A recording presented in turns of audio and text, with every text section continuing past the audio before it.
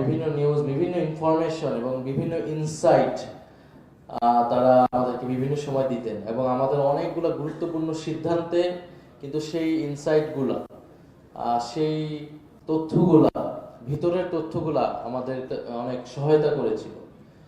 এবং আমরা অনেক এরকম শুনতে পেয়েছি যে তারা তারা নিউজ করেছেন কিন্তু সেই নিউজ প্রচার হচ্ছে না, প্রচার করা হচ্ছে না।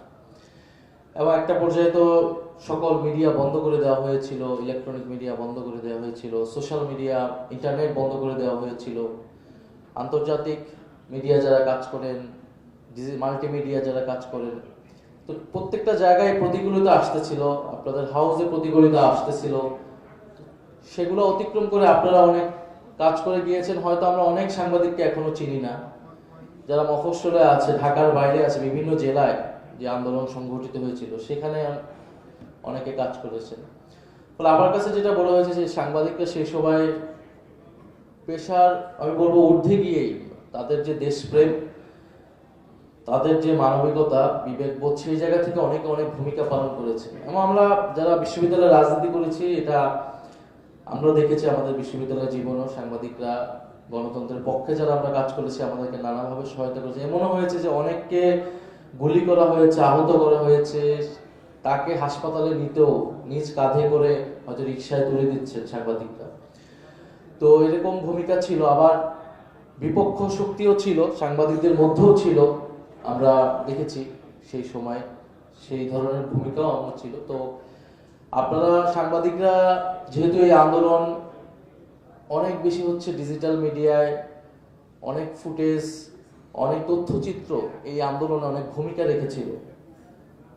ফলে এইটা সাংবাদিকরা সক্রিয়তা না থাকলে আসলে সম্ভব হতো না। প্রকাশ্যে, পরোক্ষভাবে, গোপনে আপনারা সেই সাহসী ভূমিকা পালন করেছেন, এটার জন্য আমরা কৃতজ্ঞতা জানাই। আমরা জানি আমাদের প্রায় 6 জনের মতো সাংবাদিক শহীদ হয়েছেন। আমাদের শহীদ প্রিয়র সম্মানিত মা উনি উপস্থিত আছেন, এবং প্রায় কয়েকশো সাংবাদিক আহত হয়েছেন, এবং অনেকে এখনো যাদের গায়ে বিলেট রয়েছে, গুলিবিদ্ধ অবস্থায় আছে।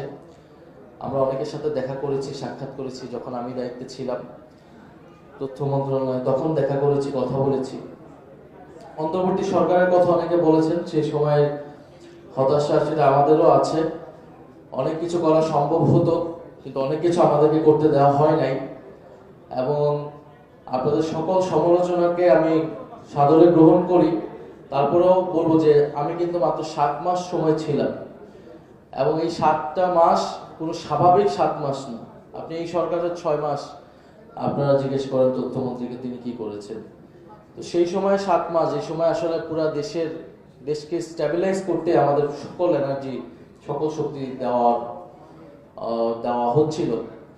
তো তারপরে আমি মনে করি যে সেই সময় আমাদের আসলে সুযোগ ছিল। তথ্য গণমাধ্যম সংস্কার কমিশন হয়েছে। গণমাধ্যম সংস্কার কমিশনের সরকার যখন আসলে গণভোটের বা গুরুত্বপূর্ণ কমিশন যেগুলো ছিল, ঐক্যমত কমিশনের, সেগুলোই বাস্তবায়ন করে নাই।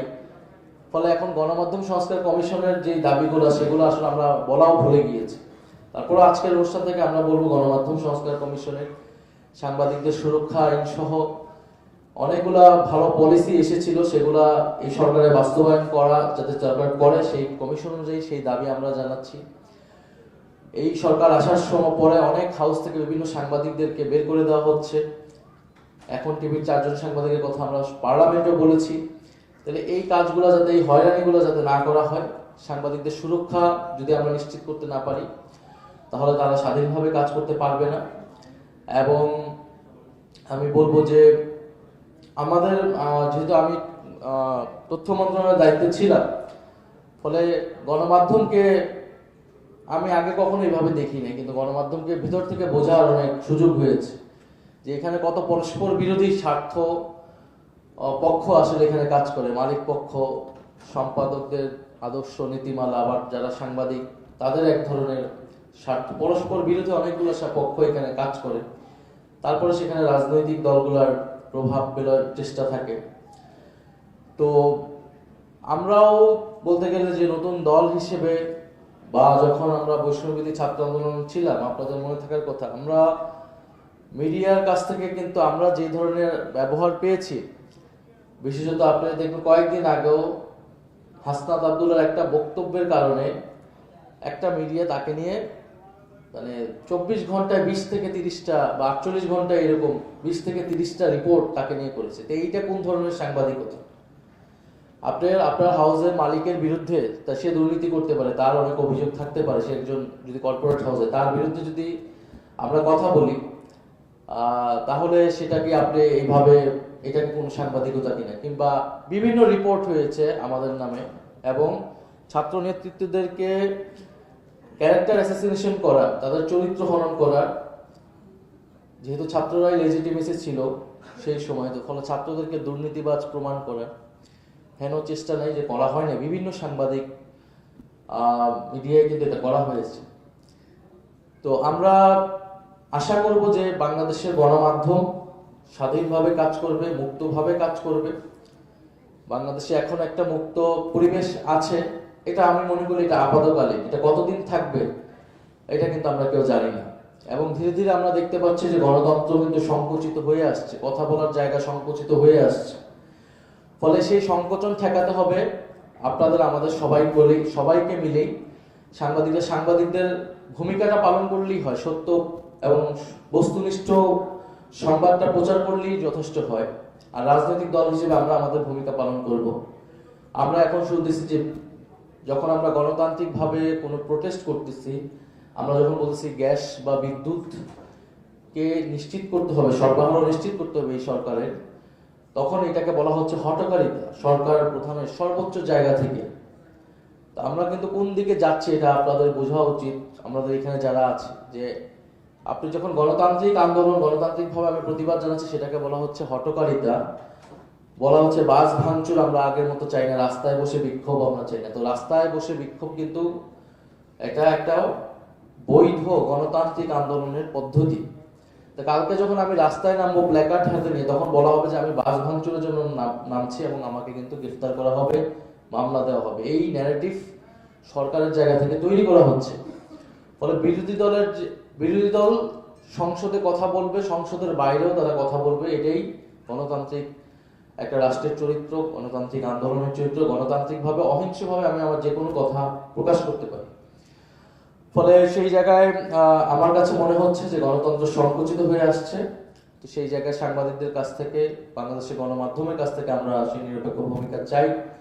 আমরা অন্তর্বর্তী সরকার সবাই বিভিন্ন সাংবাদিক প্রতিষ্ঠানে অগ্নিসংযোগ থেকে শুরু করে এই ধরনের ঘটনা ঘটেছে, আমরা সেগুলোর প্রতিবাদ জানিয়েছি।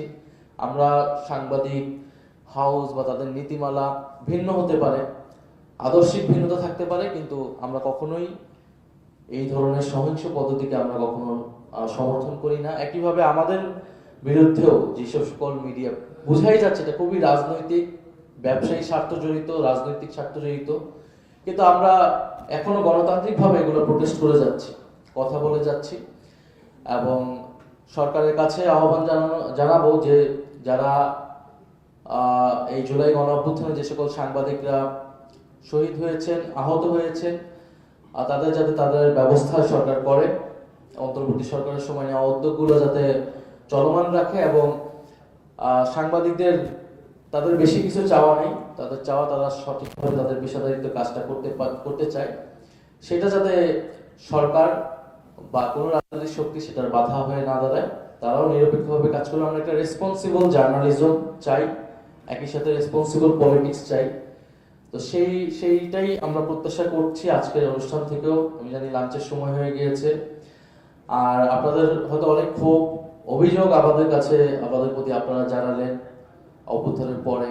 হয়তো আপনাদের সাথে আরো বসা উচিত ছিল, হয়তো আরো অনেক কিছু করা উচিত ছিল, সেটা করতে পারি নাই, সেটার দুঃখ প্রকাশ করি। কিন্তু আমি মনে করি পরিবর্তন সম্ভব, কারণ আমরা যেই দেশ যে এখনো যেই জায়গায় আছে সেখান থেকে আমরা পিছনের দিকে যেতে চাই না, এটাই আমাদের সকলের চাওয়া। আমরা এখান থেকে সামনের দিকে চাই যে গণভোটের গণরায়গুলো বাস্তবায়ন হবে, আমাদের বিচার, গণহত্যার বিচার সেটা নিশ্চিত হবে, আমাদের স্বাধীন সার্বভৌম পররাষ্ট্রনীতি তৈরি হবে এবং আমাদের গণতন্ত্র, আমাদের গণতান্ত্রিক প্রতিষ্ঠানগুলো সুরক্ষিত হবে।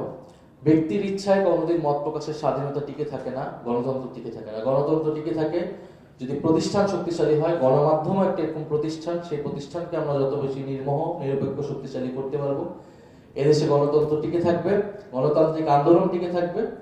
ফলে আপনাদেরকে আমি আবারও ধন্যবাদ জানাচ্ছি, যারা আমাদের এই গণ অভ্যুত্থানে ছিলেন, আমাদেরকে সহযোগিতা করেছেন। এই গণ অভ্যুত্থান আপনাদের জন্যই সফল হয়েছে।